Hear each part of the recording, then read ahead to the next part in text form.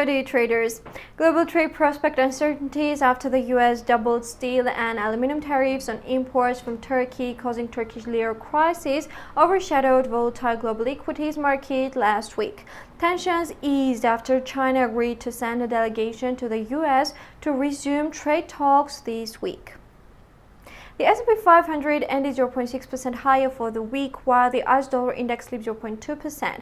The broader US stock market recorded the biggest gain last week on Thursday, as the S&P 500 rose 0.8% against the background of 24.8% growth in companies' earnings in the second quarter. The dollar weakened every session last week except Tuesday and Wednesday.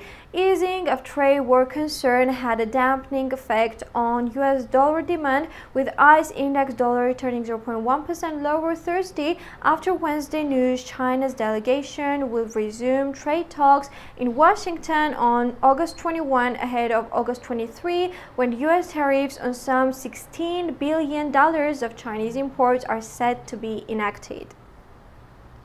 The Kansas Fed-sponsored two-day annual Global Central Bank Conference starting Friday will be the second closely watched economic event this week, besides the resuming U.S.-China trade talks.